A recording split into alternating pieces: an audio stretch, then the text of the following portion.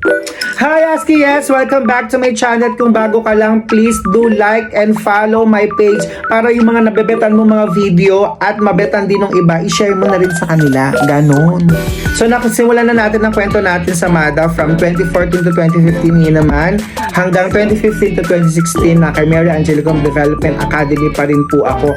At sa tuwing nadadaanan ko po siya sa Padilinan, lahat ng happy memories na na-experience ko together with Sir Ariel.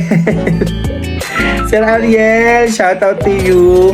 Ma'am Gina, si Ma'am Salamanca, si Tot, si Ma'am Remedyo, si Ma'am Jana. Ayan, hello sa inyo.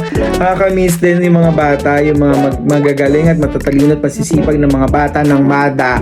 At proud na proud ako sa inyo. So nag-end na po yung journey ko ng 2016 kay MADA. Dahil hindi naman ganun kalakihan, di ba? O so lahat ng mga may experience sa private school, sa mga small schools, hindi po kalakihan ang sweldo. At hindi po makakabuhay kahit mag-isa ka. Dahil alam nyo ba kung magkano lang? Alam nyo ba kung magkano ang sweldo ko sa private school? Comment down below. Yan, sige. Ipahula natin sa mga tao. Kasi hindi naman ako nahihiya pero hindi siya ka-inspire magtrabaho. Kaya sabi ko after 2 years na ko, hindi na to pwede. Pero alam niyo ba kung bakit ako tumagal doon ng 2 taon?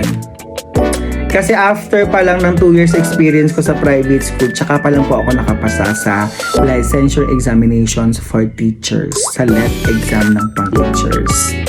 And proud na proud ako. Proud ako na 3 times akong nag-take sa LET. Yung ika-third ko po, dun po ako nakapasa. At proud na proud po ako sa aking average na 75.00. Para sa isang guro na hindi naman dahil hindi naman nag-eduk nung college at nag-continuing for professional education lamang, proud na po ako doon kasi ang dami ko pong hindi alam, lalo na sa major ko TLE, ang dami ko talagang hindi alam. Masonry, carpentry, sewing, lahat yun hindi ko po alam. At ang alam ko lang po ay tungkol sa pagluluto. At ilan lang po ang questions sa LET po doon. So, lucky for me, nakapasa na po ako. Way back 2016, nakapasa na po ako. Kaya nga, hindi na ako nag-renew ng contract ko 2016.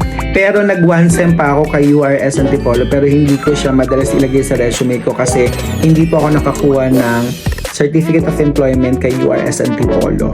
Kasi nagkaroon po ng problema. Hindi po nila ni-release dahil daw may hiningi sa akin grades na hindi naman dapat sa akin. Kasi nagrelyebo lang ako doon sa teacher na buntis na nag-leave for a while. Tapos sa akin hinihingi yung grades. Saan ko po kukunin yung grades? Hulaan ko po. Kaya hindi ko na kinuha yung huli kong sweldo doon. Hindi na po ako nakakuha ng Certificate of Employment. Kasi during that time din, natawagan na po ako sa public school. So, hindi po nakaka-inspire. Kaya ang daming nag-i-aim na makapasok sa public school. And lucky for me, nakapasok po ako ng 2016 na natawagan ako. Dahil din sa tulong ni Ma'am Gina at ni Borgie. Maraming salamat po sa inyo. At si Ma'am Edna Agustin.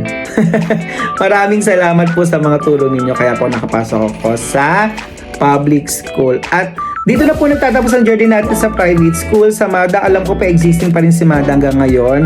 At meron pa rin akong contact dun sa mga estudyante ko sa MADA at ang mga parents na sobrang babait at supportive po sa amin. Kasi every time tuwing Pasko nangangaroling kami sa kanila. Yes! Pandagdag, kita. So kung nagustuhan nyo ito, pa-share nyo na kasi baka naman mabetan din ng iba. Kita tayo sa susunod na vlogs. Paalam, Husky! Yes!